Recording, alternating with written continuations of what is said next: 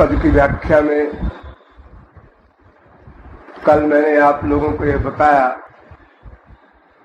कि मन ही करता है, अतएव समस्त तत्वज्ञ मन को ही संबोधित करके उपदेश देते हैं। पश्चात तो अनोखी बात यह बताई गई कि लोक एवं वेद में इस बात पर जोर दिया जाता है कि काम, क्रोध, लोभ आदि दोषों को त्याग दो, किंतु मेरी राय में यह ठीक नहीं है। इसका विज्ञान भी बताया गया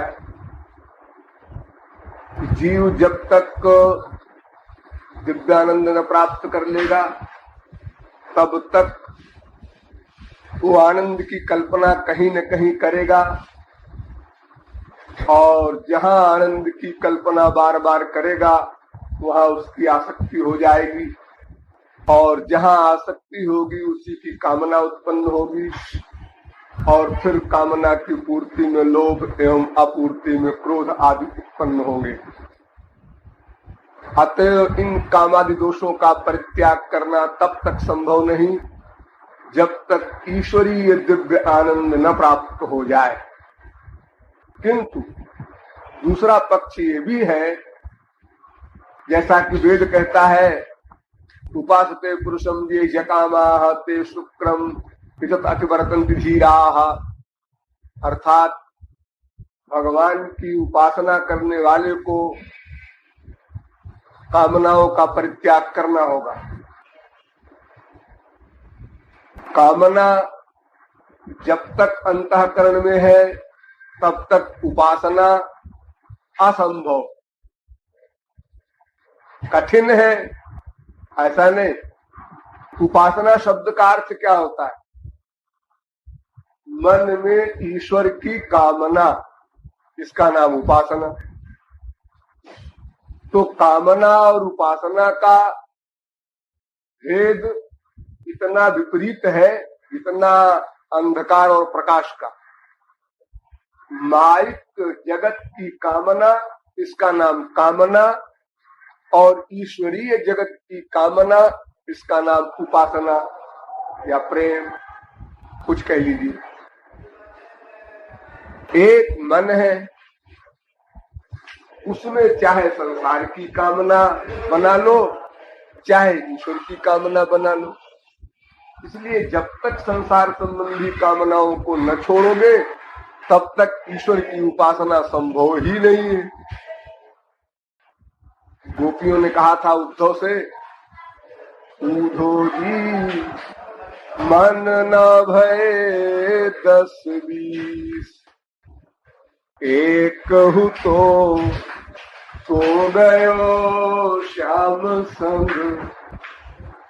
एक ही तो मन है, चाहे संसार की कामना बना लो, चाहे भगवान की कामना बना लो। और चूंकि ये दोनों विरोधी कामनाएं हैं, इसलिए दोनों नहीं रह सकते।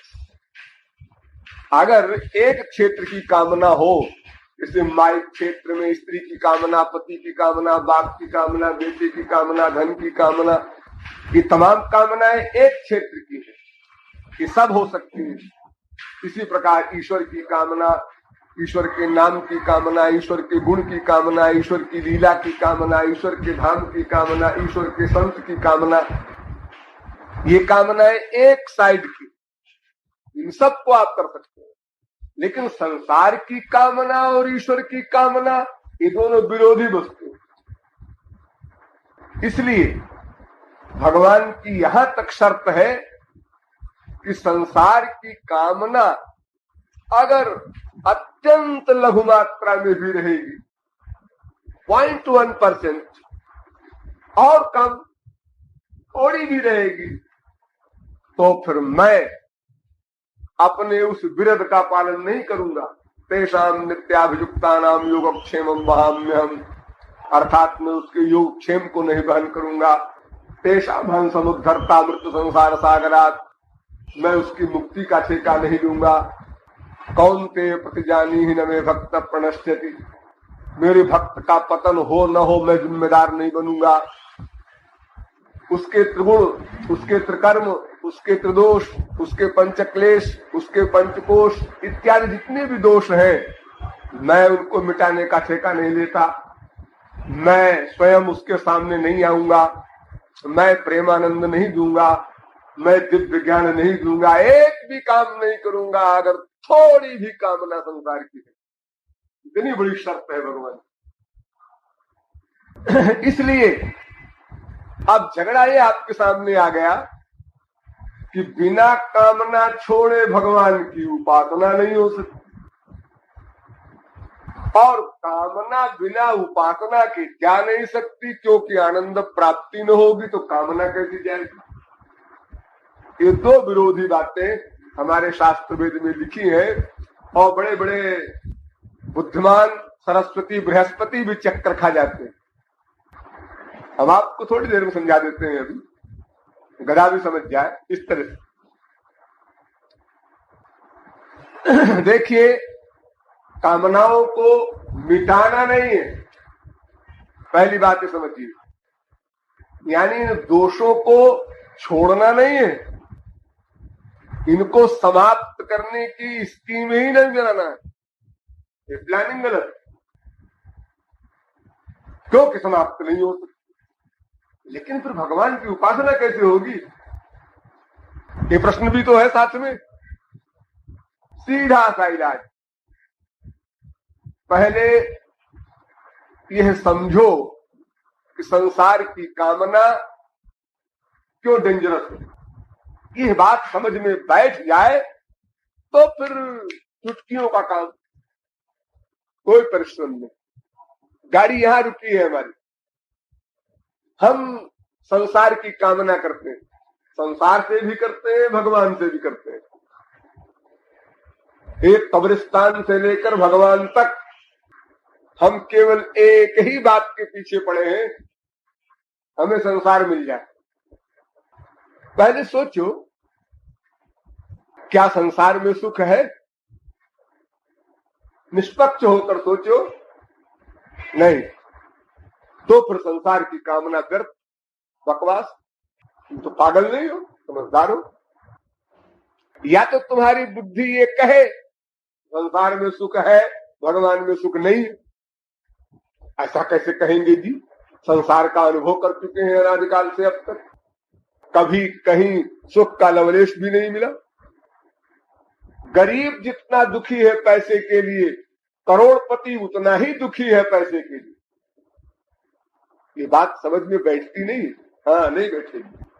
करोड़पति हो जाइए फिर बैठ जाएगी, या किसी करोड़पति से कांटेक्ट कर लीजिए, समझ में आ जाएगा। भाई, करोड़पति को पैसे की कामना तो न होगी, और चीजों की होगी। ना ना, पैसे की ही कामना है। वो बीवी को बेचकर 1 करोड़ रुपया और ले लेना चाहता है, इतनी अधिक कामना है। आप लोग प्राय परिहास में कहा करते हैं, किसी से कोई कहता है घर में हलवा खाओ, रसगुल्ला खाओ, तो दूसरा व्यक्ति कहता है जी हम तो रोज खाते हैं, आप खाइए। अरे हमने साहब बहुत खाया है, मैं नीची फैमिली का नहीं हूं, तो बड़े आदमी की फैमिली का हूं, इसलिए मैंने बहुत खाया है। याद रखो, जिसने बहुत खाया है वही रसगुल्ले का मरीज होगा। जिसने कभी नहीं खाया और रसगुल्ला नाम से क्या परिचित होगा, उसे क्या पता है रसगुल्ला क्या भला है। उस गांव के गंवार को तो गुड़ मिल जाए विभोर हो जाएगा, उसको रसगुल्ला की बीमारी कैसे पैदा होगी? जो पदार्थ जिस व्यक्ति को अधिक मिला है वही उसका मरीज होगा। जिसने कभी चाय नहीं पी, उसको चाय का क्या रोग पैदा हो सकता है? जो रोज पीता है उसी को पैदा होता है ना। तो ये लोग भोलेपन में कह देते हैं हमने तो बहुत खाया है, बहुत दुनिया देखी है, बहुत ऐसा किया है, बड़े आराम किए हैं जी, हमारा तो पेट भर गया। पेट भर जाएगा, वासना का पेट बढ़ता है रबड़ की तरह, वो घटता नहीं। जितना विषय सेवन करोगे उतने वो इच्छाएं बढ़ती जाएगी, वो घटती नहीं। इसलिए पैसे वाले को पैसे की ही कामना है, शरीर नष्ट हो जाए, बीवी बच्चे भाड़ में जाए, पैसा आवे, उसके सामने एक लक्ष्य है, बस पैसा। इसी प्रकार स्त्री का शौकीन, इसी प्रकार किसी वस्तु का शौकीन जिस विषय में अधिक दिन रहेगा उसी की कामना पैदा होगी, उसी का मरीज रहेगा। ये नियम है। इसलिए जो हालत एक गरीब की है उससे बदतर हालत अमीर की है, इसके बराबर नहीं कह सकते आप, क्योंकि गरीब की कामना छोटी सी होती है। मेरे 2 कुर्ते हो जाते, 2 कमीज हो जाती, एक कमीज पहनते, एक रखे रहते, जब कहीं जाते ससुराल वगैरह तो वहां पहनते। बस इतनी सी प्लानिंग है बेचारी, बस कुल। और जिसके 10 कमीजें हैं, 40 रुपए मीटर एक कपड़े की। एक कपड़ा मैंने देखा था, एक आदमी पहने था, आज हमने देखा उसको, वो कपड़ा कहां मिलता है, विलायत का है। लग गई बीमारी। देवियां क्या करती हैं, एक दूसरे को देखा करती, जो भी स्त्री किसी को मिली, क्या देख रही हो, साड़ी। क्यों देख रही हो? इसलिए कि हमको बीमारी पैदा हो, हम परेशान हो, फिर अपने पति से या किसी से कह करके इस कपड़े को खरीदना है, जहां मिले। जैसे ये रोग पाल ले, अच्छे खासे बैठे साले, क्या मुसीबत मोल ले रहे हो। बीमारी है साहब। क्यों दूसरे को देखते हो, क्या देखते हो? और फिर देखने के बाद ये आपने कहां से खरीदा है, ये आपने कितने खरीदा है, भयंकर रोग। आज मैं भी शॉपिंग के लिए गया था, तो मैंने थोड़ा सा नाटक देखा। एक दुकान पर गया, एक कपड़े के लिए, उसने बेचारे ने 10 कपड़े दिखाए, इतना परिश्रम किया, लेबर किया। हमने कहा ले लो। तो महाराज जी और दुकान देख ले। क्या बीमारी और दुकान देख ले? तुम्हारे हाथ पैर खोपड़ा टाइम सब बेकार है क्या? अनावश्यक घूमो, अनावश्यक परेशान हो, क्या और दुकानदार तुम्हें फ्री दे देगा क्या? अरे बंबई है, एक दाम की दुकान है, क्या बात है? मेरा और देख ले। क्या देख लोगे? अरे रुचि नाम वैचित्र्यात् संसार में मुंडे मुंडे मतिर्भिन्ना तुंडे तुंडे सरस्वती। 4 लड़कियां खड़ी हो जाए कहीं कपड़े की दुकान पर और कोई कपड़ा भला पसंद आ जाए सबको, असंभव। ये कलर क्या है, ये ओल्ड है, ये न्यू है, ये लेटेस्ट है, क्या खोपड़ा है। शब्दों को याद कर रखा है, और वही पुराना फिर वही नया बन जाता है। 4 साल बाद आगे नया फैशन। क्यों जी, तुमने 4 साल पहले कहा था पुराना? हाँ, वो जो पुराना था ना, हमने उसके नाम बदल दिया है, अब उसको नया कह दिया। ये जोकरी करते हैं ना, ये बीमारी अपने आप पालती। तो जो व्यक्ति अनेक प्रकार के इन कपड़ों के रोग में ग्रस्त है, उसी को कपड़े की बीमारी पैदा होगी, उसी को कपड़े की लालसा होगी। उस गरीब को क्या है जो बेचारा अपना एक धोती मोटी पहन के ठाट से और विभोर है, कहीं 2 महीने में एक बार धोबी क्या देता है कपड़ा। अपने कपड़े को देखकर वो भी खुश होता है जैसे आप खुश होते हैं, ठीक उसी प्रकार खुशी में कोई अंतर नहीं है। आनंद उसको भी मिलता है, केवल पानी में धो लेता है। साबुन वाबुन कहां बेचारे के पास? करोड़ों आदमी हमारे देश में ऐसे हैं। पानी से धोया तो क्या कपड़ा साफ होगा, 1 महीने का गंदा। प्रेस करने का सवाल ही नहीं पैदा होता, लेकिन उसी को देख करके अपना जच रहे हैं, बड़ा विभोर होता है। जो आपको आनंद मिल रहा है इतने चुपचाप में, चाहे पेरिस से कपड़े धुल के आवे, वही आनंद उसको मिल रहा है। गरीब को आनंद में कोई अंतर नहीं। तो संसार में सुख नहीं है, यह निश्चय सबको अपने अंदर है। भीतर सबको सुख के न होने का अनुभव है।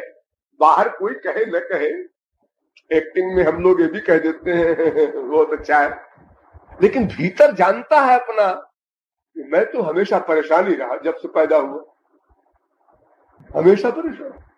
हमारे पास एक समय ऐसा भी था, तब भी परेशान था। अब एक समय ऐसा आ गया, तब भी परेशान। एक समय फिर वो हो जाएगा, फिर परेशान। तो इस प्रकार संसार में सुख नहीं है, यह निश्चय यदि है तो फिर संसार की कामना क्यों? दूसरा पॉइंट ये बताओ कि संसार के वैभव क्या आ जाने पर अहंकार नहीं करेंगे, अहंकार को नहीं बढ़ाएंगे। जब किसी के पास संसार का वैभव आता है, सबके पास आता है, दरिद्री के पास भी आता है, जरूर घोर दरिद्र के पास भी अहंकार का सामान आ जाता है एक समय में। काफी छोटे से वर्षे गर्द भी चाप सराए थे। 16 वर्ष की उम्र में गधी जो होती है, गधी, वो भी अपने को अप्सरा समझती, चलो यही अहंकार है उसको अपनी उम्र का। वो गधी भी गर्दभी चाप सराए थे, वो गर्दभी भी अपने को अप्सरा मानती है, बड़ी भी हो, घोर काले रंग में हो, सफेद पाउडर लगाकर शीशा देखकर विभोर हो जाती। और अगर भगवान का बाप भी उसकी ओर देखे, एक बदमाश मेरी ओर देख रहा है, मेरे में आसक्त हो गया है, यही बीमारी पैदा होती है। फिर किसी में कुछ गुण हो, कुछ पढ़ा लिखा हो, कुछ पैसा हो, कुछ और बातें हो, और फिर विशेष और मांगो भगवान से। इसका मतलब ये अभी कम बेहोश है हम, और बेहोश हो जाए कि कोई राम नाम ले तो कान में उंगली दे दे, घंटा कर्ण हो जाए। इसलिए संसार मानते हैं भगवान से या संसार से किसी से। तो संसार संबंधी कामना की पूर्ति से भी हानि है, अपूर्ति से भी हानि है। यदि इस फिलॉसफी को अच्छी प्रकार से खूब चिंतन पूर्वक समझ लिया जाए, संसार की कामना पैदा हो ही नहीं सकती। सारा संसार इकट्ठा हो जाए। संसार में अगर किसी दो में झगड़ा हो जाता है, स्त्री पति में हो, बाप बेटे में हो, पड़ोसी पड़ोसी में हो, तो फिर लाख सारी कहो, क्या होता है? अंदर तो गड़बड़। बाहर से गले मिलो या चार आदमी कहे चलो माफी मांगो, अच्छा चलो भाई मांग लेते हैं माफी, लेकिन वो कहा अंदर तो गड़बड़ है। ये बाहर के एक दिन से क्या होगा? इसलिए केवल शास्त्र वेद के आधार पर मानना गलत, लोगों के कहने पर मानना गलत। स्वयं अच्छी प्रकार उसके रीजन को, उसकी साइंस को समझ करके यदि हम यह निश्चय कर ले संसार में सुख नहीं है, तो भगवान की ताकत नहीं कि संसार में हमारे मन का अटैचमेंट करा दे, किसी की कोई ताकत नहीं। और हम लोग एक सेकंड में कर लेते हैं।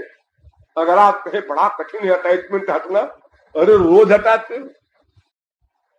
तुम्हारा प्यार संसार वाला, वो कामना संसार वाली रोज हटती है। जरा सा अपमान कर दिया बेटे ने, नालायक बेटा, शक्ल नहीं देखना चाहते। जरा सा बीबी ने कह दिया, क्यों जी तुम उस मकान की तरफ क्यों रोज झांकते हो? इतना कहा घाव लग गया, क्या मतलब तुम्हारा है? बस अब मन हट गया, कट गया, वैराग्य हो गया बीबी से, उसकी शक्ल नहीं देखना चाहता था। क्यों जी कोई अभ्यास किया था आपने इसके लिए? नहीं जी अभ्यास नहीं, उसने कहा मैंने सुना, आग लग गई, अब आउट कर लो। मैंने ऐसे ऐसे उदाहरण देखे हैं। एक स्त्री का उदाहरण आपको बताएं। इंदौर में एक स्त्री है, अभी जीवित, उसका ब्याह हुआ और साल भर कुल ब्याह को हुए। एक किताब पढ़ रही थी वो, कोई नारी जीवन क्या जीवन ऐसी किताब थी। पति ऑफिस से आया, उसने कहा क्या पढ़ रही हो? बड़े प्यार से पूछा। अरे नए ब्याह में प्यार अधिक रहता है। तो किताब है नारी जीवन। क्या लिखा है इसमें?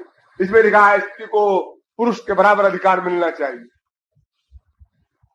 अब वो स्त्री बहुत बूढ़ी है इस समय, उसके शादी के समय की बात है। उस जमाने में तो बहुत कम आजादी के मामले थे स्त्रियों के।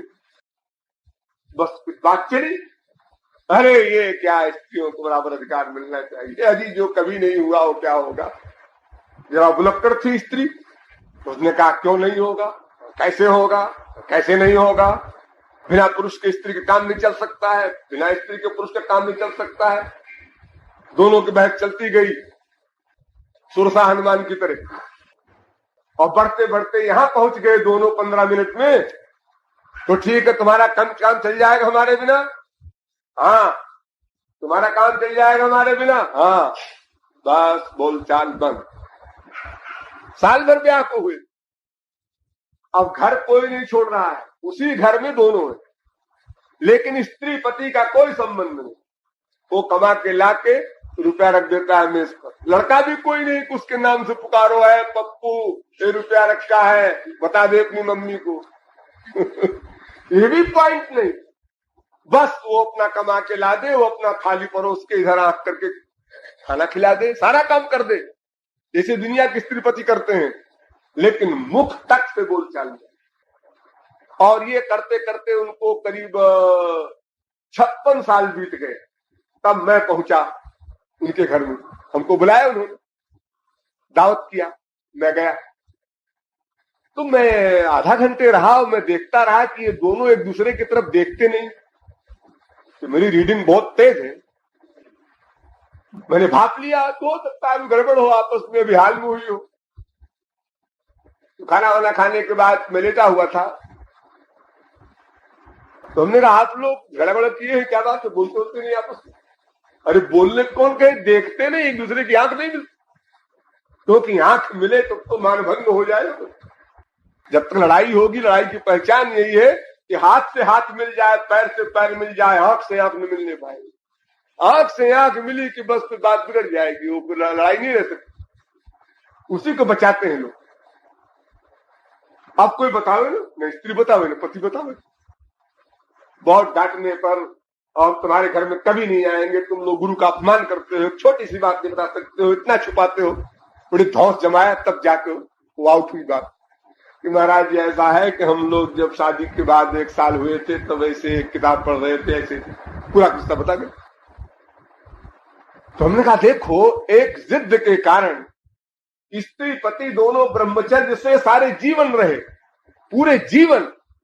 और अगर किसी बिना लड़ाई वाले स्त्री पति से कहा जाए तुम 1 वर्ष ब्रह्मचर्य से रहो, महाराज जी हम जोगी थोड़े ही हैं, हम तो गृहस्थी है, यो बात करता है। उसकी साधना इतनी वीक है। अगर कहा जाए एक मत खाओ, ये मत खाओ, ये मत पहनो, ये मत पहनो, महाराज जी तो फिर क्या मर जाए। और अगर डॉक्टर कह दे कि तुम्हारे लिए ये बंद, वो बंद, वो बंद, अच्छा तो ठीक है मानेंगे, हमको मरना है नहीं। जो आप कहेंगे सब मानेंगे। हाँ? तो हमें यह बात यदि समझ में अच्छी प्रकार से आ जाए, हम समझ लें इस बात को कि संसार में सुख नहीं है तो कोई भी शक्ति ऐसी नहीं है जो हमारा कहीं प्यार करा दे, किसी कोई कामना पैदा करा दे। कोई शक्ति सर पटक के मर जाएगी। जब हमारी बुद्धि कहती है हाँ यहाँ सुख है, बस कामना पैदा हुई। बुद्धि ने कहा नहीं जी यहाँ सुख नहीं है। अब आपका कोई देर नहीं लगती हमको, 1 सेकंड की। एक सीप पड़ी है,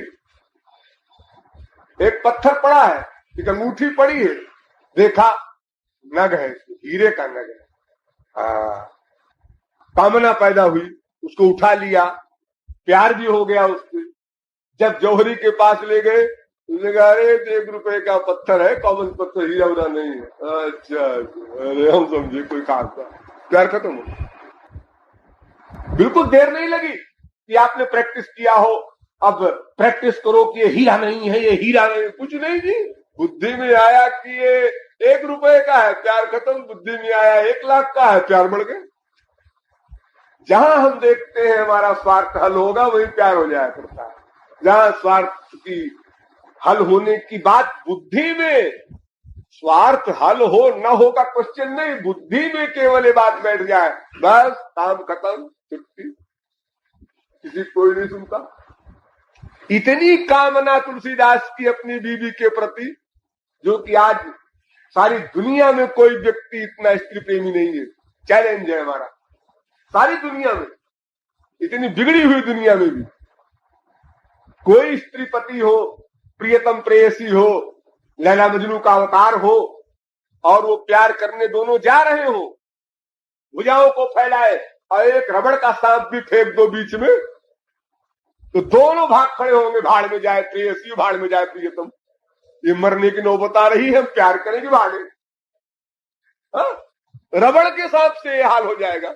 फिर साक्षात सांप को जब पकड़ के लटके होंगे तुलसीदास जी महाराज, तो सोचिए कि सांप अपने शरीर को ऐठा होगा, अरे उसको भी तो कष्ट हुआ होगा, 2 मन का वजन लटकेगा सांप के ऊपर, तो उसने अपने शरीर को बचाया होगा, अकड़ाया होगा, घुमाया होगा, उसकी भी फीलिंग नहीं कि ये सांप है, फिर भी समझ रहे रस्सी है, और जंप करके गए अपनी बीवी के पास। कोई चोरी चमारी नहीं है, अरे मेन गेट तो रहा ही होगा किसी मकान का भी, कोई मकान हो ससुराल का, खटखटा लेते कुंडी, मैं आया हूं, अरे सास भी खुश होती, बीवी भी खुश होती, ठीक है हमारे पति देव आए हैं, कोई दुश्मनी तो थी नहीं, ये क्या जरूरत थी जंप करने की सांप को पकड़ करके। इतनी समाधि, इतनी बेहोशी, इतनी तन्मयता, तल्लीनता, लेकिन बीवी के एक बाग बाण ने अभाव टर्न कर दिया, और ऐसा अभाव टर्न के सीधे जाकर के राम के पास खड़े हुए, धीरे धीरे नहीं, तो केवल बुद्धि में बैठ गया। बड़े बड़े लेक्चर सुने होंगे तुलसीदास जी ने तमाम महात्माओं के अपनी जिंदगी में, कोई असर नहीं हुआ। और बीवी का एक छोटा सा वाक्य, कोई बड़ा इंपॉर्टेंट नहीं, अरे क्या हाड़ मास से प्यार करते हो, इतना अगर राम से करते तो राम मिल गए होते। अरे कौन बड़ा भारी उपदेश है, ये तो गले भी बोलते हैं इस तरह से। एक साहब हमसे पूछने लगे, कहने लगे कि महाराज जी ऐसा न किया जाए कि अपनी स्त्री से कोई खूब प्यार बढ़ावे।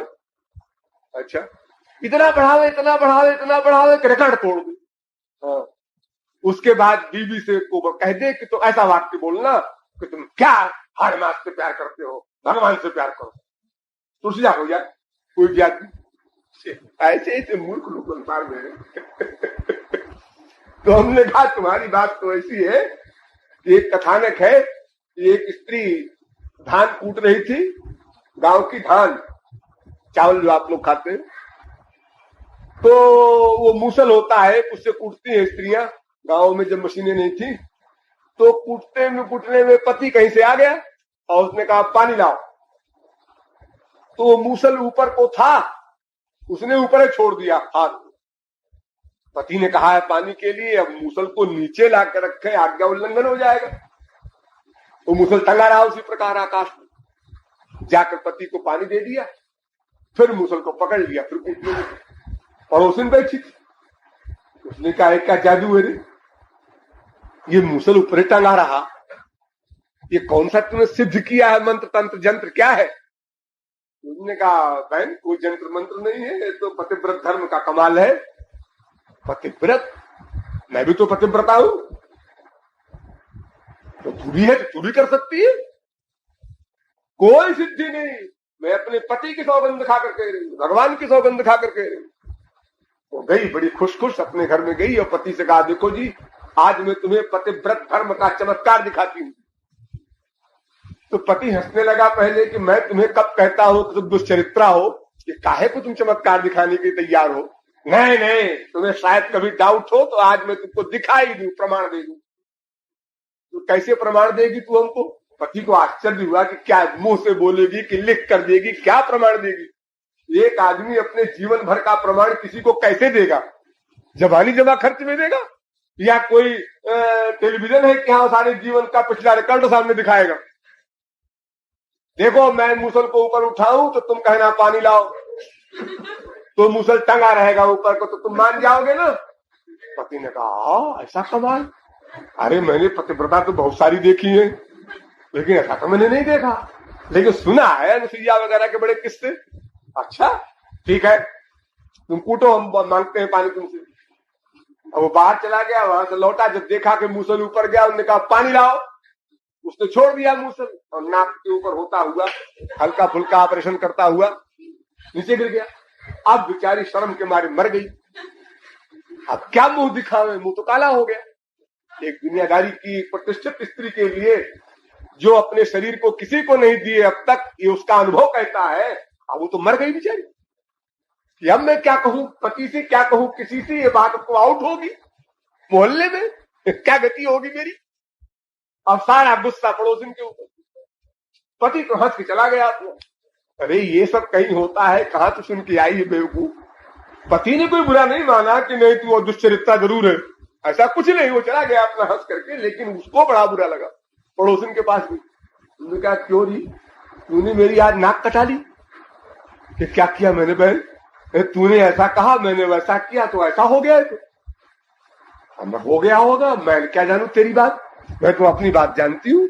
ना ना, तुझे और कोई चमत्कार है, तूने और कोई सिद्धि कर रखी है और हमको बेवकूफ बना दिया तूने। वो नहीं समझ सकी, तो उसने कहा अगर मैं ये कहूं कि तू पतिव्रता नहीं है तो मेरे सर के बाल नहीं रहेंगे, क्योंकि पतिव्रता शब्द का अर्थ वो पड़ोसिन इतने जानती थी खाली कि शरीर का मिलन किसी और पुरुष से ना हो, वो पतिव्रता। इसके आगे और कोई परिभाषा का उसको पता ही नहीं था। लेकिन ये तो पतिव्रता की परिभाषा नहीं। पतिव्रत हो, मातृव्रत हो, गुरु व्रत हो, भगवत व्रत हो, उसका अर्थ तो ये है कि मन से भी उसके विपरीत कभी कुछ न सोचे हो। मन से, शरीर से नहीं, उसके विपरीत न सोचे हो। अगर थाली में खाना रख करके वो पाखाना डाल दे पति और हंसने लगे तो स्त्री हंसती हुई खा जाए, हाय हिम्मत नहीं है तो तुम पतिव्रता नहीं हो सकती। सपना मत देखो इसका। कोई भी व्रत करने में मन का संयोग है, शरीर का नहीं। और जो स्त्री इतनी तपश्चर्या कर ले गई हो कि कभी पति के खिलाफ कुछ सोचे ही नहीं, पति ने डांटा स्वीकार, प्यार किया स्वीकार, जो कुछ दिया सब स्वीकार, कभी किसी में एतराज नहीं। दिन में 10 बार स्त्री पति से लड़े और पतिव्रताओं के अग्रणी होने का दावा करे, एक ऐसी पतिव्रता। तो समझ में उसके फिर आ गया कि हाँ लड़ती तो मैं बहुत हूँ, हमेशा लड़ती हूँ। वो एक कहता है मैं 2 कहती हूँ, तो तुम कैसी पतिव्रता हो? तो पतिव्रत धर्म तो भगवत व्रत के समान है। जैसे भक्त भगवान की इच्छा में इच्छा रखता है, कभी विपरीत चिंतन नहीं करता, जैसे शिष्य गुरु की इच्छा में इच्छा रखता है। इतना कड़ा व्रत है व्रत वाला। तो चाहे माँ का व्रत हो, चाहे बाप का हो, चाहे पति का हो, चाहे बीवी का हो, कोई व्रत ले लो, व्रत का अर्थ ही यही है। और जब व्रत का अर्थ सही नहीं समझोगे तो फूल का उल्टा फल मिलेगा तुमको, और दोष दोगे व्रत को। मंदिर में खड़े होके कहोगे तुम्हें वो माता च पिता तुम्हें हो, शब्द मुंह से ये बोलोगे, और ध्यान रहेगा जूते में। नया जूता खरीदा है, बाहर रखा है, एक बार तुम्हें वो माता कहोगे, फिर जूते की ओर देख लोगे, तो जूता माता हुआ कि भगवान हुआ? तुम्हारा लक्ष्य जहां है उसी की उपासना हो रही है, ईश्वर उपासना कहां हो रही? तो इस प्रकार यदि बुद्धि में ये निश्चय भर जाए कि संसार में सुख नहीं है, तो फिर कोई कामना नहीं उत्पन्न हो सकती। ये सब का अनुभव है डेली का, इसमें अभ्यास करने की जरूरत नहीं। लेकिन गड़बड़ ये है कि हमारी बुद्धि ने संसार में सुख का निश्चय अनंत जन्मों से कर रखा है, इसलिए बड़ा गहरा हो गया है निश्चय, उसका बड़ा गहरा है, पक्का सा हो गया है। इसलिए उसको मिटाने में यही बुद्धि तो मिटाएगी। जो बुद्धि निश्चय किए है कि संसार में सुख है, उसी बुद्धि को ये निश्चय करना है संसार में सुख नहीं है। तो बुद्धि डामाडोल जो हो जाती है, इसके लिए कोई तरकीब बताइए। तो आप सुनिए दूसरी तरकीब। संसार में सुख नहीं है ये बुद्धि में निश्चय भरो, प्लस तुरंत दूसरी साइड में चलो। जैसे कोई मशीन है, वो मशीन बंद नहीं होती, इधर से आप घुमा दीजिए इधर, इधर से घुमा दीजिए इधर, इधर से घुमा दीजिए उधर, वो खड़ी नहीं होगी। ये मन चुप नहीं बैठ सकता, ये तो कामना बनाएगा जब तक आनंद नहीं मिल जाएगा। ये मैं सिद्ध कर चुका हूं कल। तो इसलिए इस मन को जब यह तुम बताओ कि संसार में सुख नहीं है, तो तुरंत यह भी बताओ भगवान में सुख है। कोई आदमी जा रहा है, चौरस्ते पर खड़ा है और पूछ रहा है, अरे भाई हमको जाना है शिवाजी पार्क। दूसरा कहता है इधर का रास्ता नहीं है शिवाजी पार्क का। खड़ा हो गया, अब ये बताओ ना किधर से है? तुमने इतने बताया इधर का रास्ता नहीं है, इससे कैसे पहुंच जाएंगे जहां हजारों रास्ते फूट रहे हैं? वहां से हम कैसे पहुंच जाएंगे जब तक इधर रास्ता नहीं है प्लस इधर से है? ये भी तो बताओ। वहां तो आप खड़े हो गए चौरस्ते पर, लेकिन ये मन तो खड़ा नहीं हो सकता। ये तो कहता जल्दी बताओ, नहीं हम जा रहे हुए जहां से आए थे, एक सेकंड में रुकने वाले नहीं। या तो बताओ कहां चले। तो उसको फौरन बताओ श्याम सुंदर में ही सुख है। देखिए, आपने जो 5 प्रकार की कामना संसार के प्रति बनाई थी, संसार को देखें, संसार को सुने, संसार को सूंघे, संसार का रस ले, संसार का स्पर्श करें, इन्हीं 5 कामनाओं को डाइवर्ट कर दीजिए, घुमा दीजिए।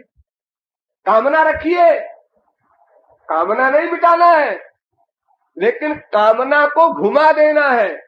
जैसे 18 साल तक एक लड़की अपने बाप के मकान को मेरा मकान, मेरा मकान, मेरा कमरा, मेरी घड़ी, सब मेरी चीज, और जो शादी के बाद पति के घर गई, अरे अरे अरे वो मेरा मकान नहीं, वो मेरी घड़ी नहीं, वो मेरा फर्नीचर नहीं, ये मेरा मकान, ये मेरी घड़ी, ये मेरा फ्रिज। इस प्रकार से वो ससुराल के सामान में अपनी निष्ठा कर लेती है 1 सेकंड में, तो कामना उसकी पैदा हो गई। फिर अगर मायके में चोरी होती है तो एक्टिंग करती है भाई साहब से, हाँ चोरी हो गई, और अपने घर की चोरी होती है तो धक्का धक्का होता है, क्योंकि वो अपना हो गया नहीं, वे तो भाई साहब का है, तो इसमें से सामान तो कभी कभी मिलेगा, बच्चा कभी हो, कोई शादी ब्याह हो, कोई खास मामला हो, थोड़ा बहुत मिल जाएगा, और अपना क्या है यहाँ पर।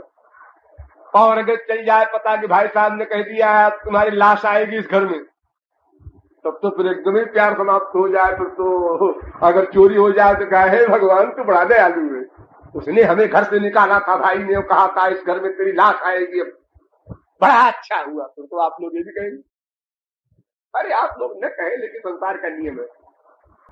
तो देखिए, आप इन 5 कामनाओं को मिटा नहीं रहे।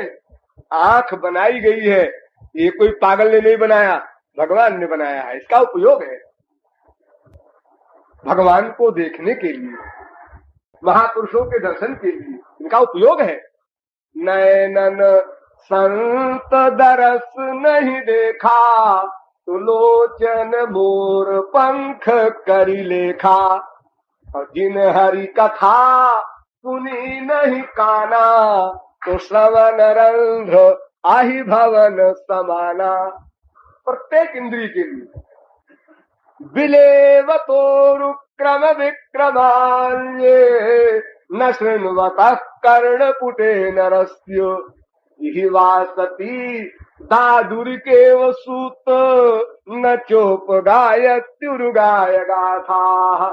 भारत परम पट्ट किरीट जुष्ट मप्युत्तमांगम ननमेन मुकुंदम, शावौ करौ नो कुरुतः सपर्याम् हरेर्लसत् कांचन कंकणौवा।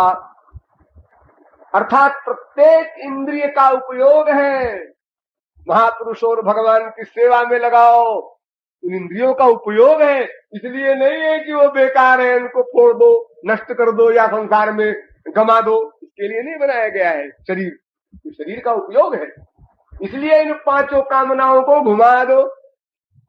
जैसे संसार में कब देखें अमुक चीज, अमुक पुरुष, अमुक सामान, ऐसे श्याम सुंदर को कब देखें, कब दर्शन होंगे, महापुरुष के कब दर्शन होंगे, ये कामना बढ़ाते जाओ, इधर से हटाकर इधर बढ़ाते जाओ, इसका अभ्यास करना होगा।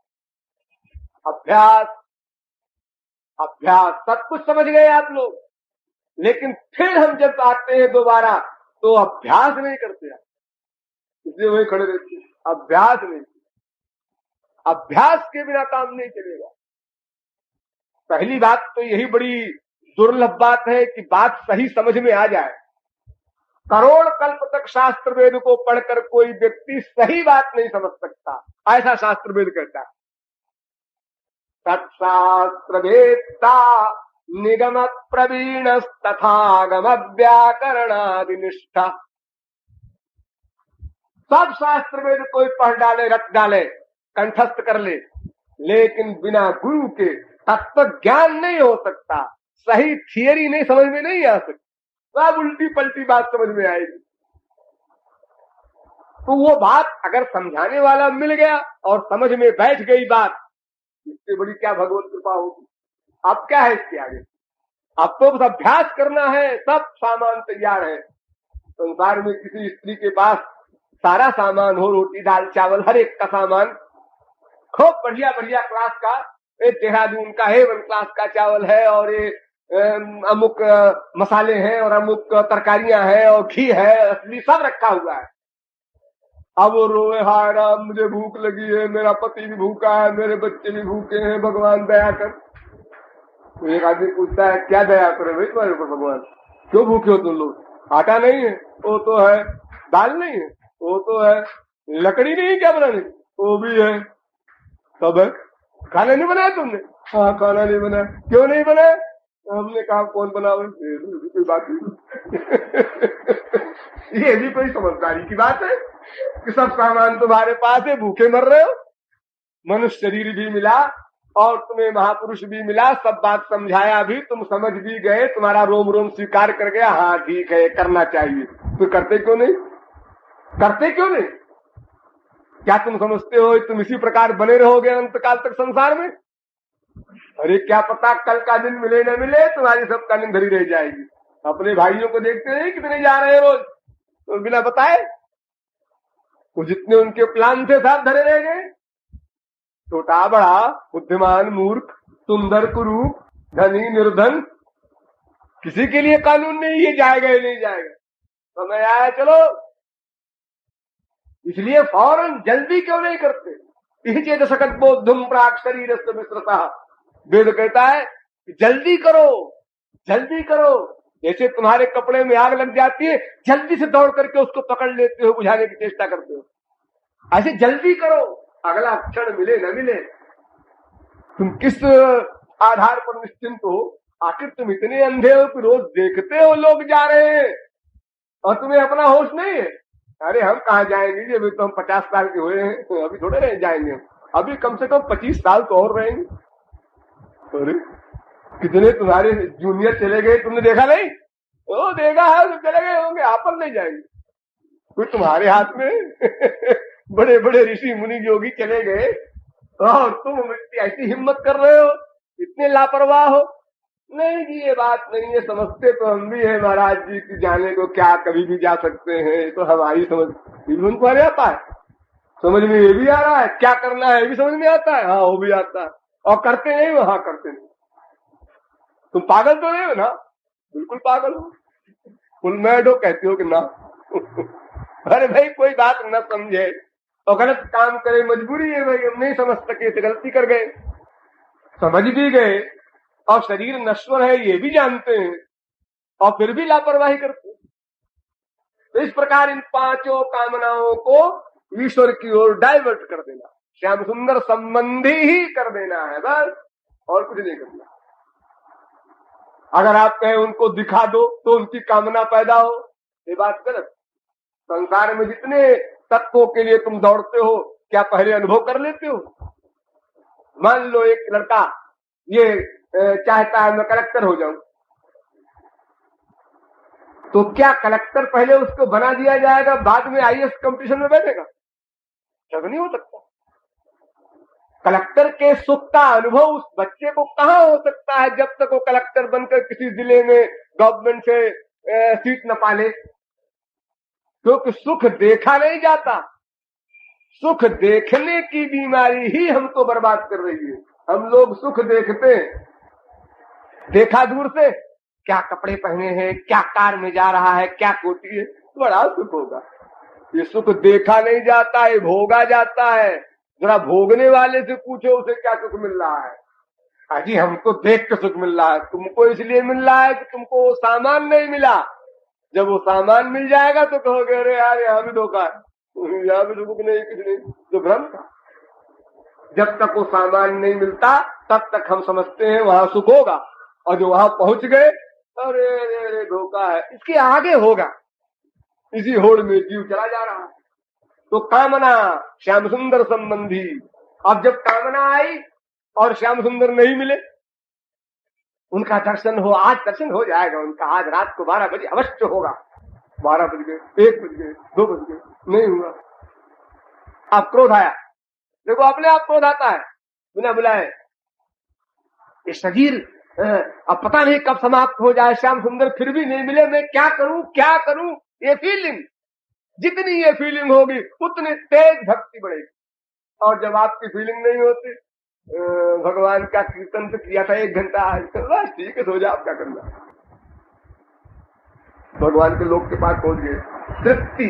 तृप्ति नहीं होनी चाहिए, प्यास बढ़ती जानी चाहिए। जितनी प्यास बढ़ेगी उतने नजदीक हो जाएंगे श्याम सुंदर। तो इस प्रकार क्रोध भी आपके साथ रहेगा। हा रघुनंदन प्राण प्रीते, तुम बिन जियत बहुत दिन बीते। ये खीज हाय, तुम्हारे बिना इतना जीवन बीत गया, पता नहीं अगर अक्षर मिले न मिले फिर क्या होगा। मानव देह भी छिन जाएगा, मूलधन भी गया। इस प्रकार की खीज होना, ये क्रोध भी आपका बना। और लोभ भी रहेगा। जब लाभ होगा तो लोभ होगा। भगवत प्राप्ति हो गई, आज हो गई, हाँ हो गई, भगवान सामने प्रकट है, हाँ खड़े हो गए, बातचीत हो रही, बिल्कुल साहब, हाँ सब काम बन गया ना, अभी काम नहीं बना ना, अब क्या मिलना बाकी है, भगवान मिल गया तो अब उनसे एक चीज मांगेंगे। मांगो, क्या मांगोगे? अविरल भक्ति विशुद्ध तव, श्रुति पुराण जेहि गावो, जेहि खोजत जोगीश मुनि, प्रभु प्रसाद को पावो, तो देहु दया करि राम। हर भक्त भगवान के दर्शन होने पर वरदान मांगता है, प्रेम दो, भक्ति दो, प्रेम दो, भक्ति दो। क्यों मांगता है?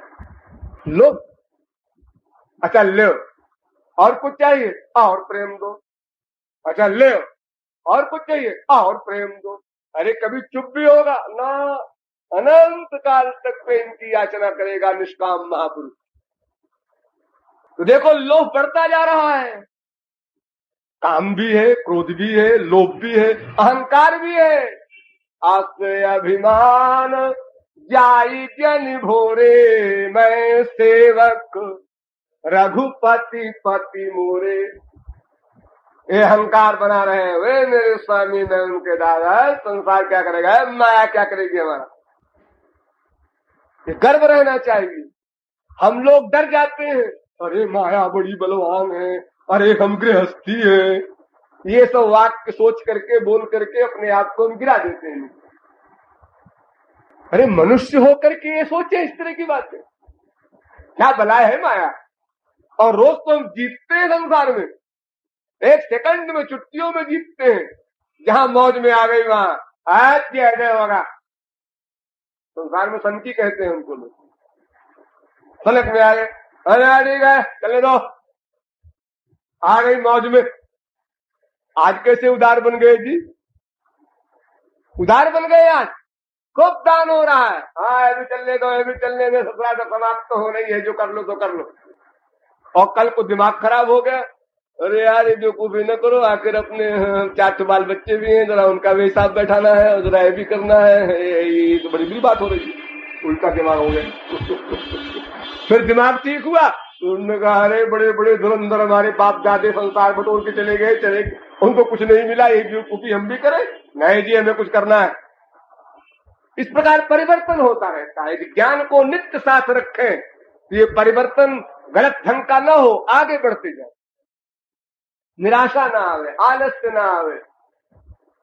हम इस समय 12 बजे तक बोले, मेरा ख्याल है सब लोग सुनेंगे, लेकिन मैं यहां से परसों चला जाऊंगा, तो मेरा ख्याल है कोई न बचेगा घर में 1 घंटे साधना करने के लिए, या कोई एक आध बैठ जाए तो बैठ जाए, ठाक से सोएंगे आप लोग। क्यों? आपको भगवत प्राप्ति नहीं करना है? करना है। कैसे भगवत प्राप्ति होगी मालूम नहीं है? मालूम है। आप टाइम दे करके बैठ नहीं सकते। नहीं जी, जरा दर्द हो रहा था तो हम सो गए, सिर में दर्द हो रहा तो सो गए, कमर में दर्द हो रहा तो सो गए। दर्द हो रहा है तो नींद कैसे आई? पट्टी पढ़ा रहे हो? आप लोग ऐसे बहाने बनाते हैं, सिर में दर्द हो रहा है तो सो गए इसलिए। ये लापरवाही, मानव देह का मूल्य न समझना। तो इस प्रकार अहंकार भी आप रखिए, वे मेरे स्वामी, मैं उनका दास। लोभ भी रखिए, क्रोध भी रखिए, कामना भी रखिए, सारे दोष रहेंगे। लेकिन ये दोष जब ईश्वर के निमित्त होते हैं तो इनको गुण कहते हैं, ये दिव्य हो जाते हैं, और ये कंपलसरी है।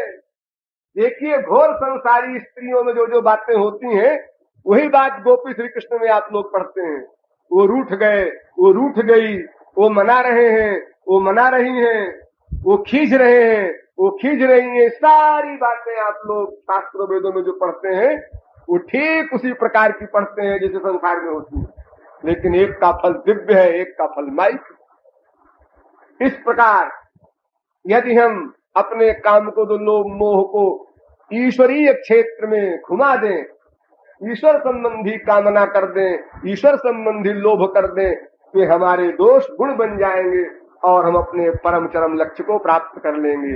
ये आशय है इस पद का। शेष फिर कभी। बोलिए वृंदावन बिहारी लाल की जय।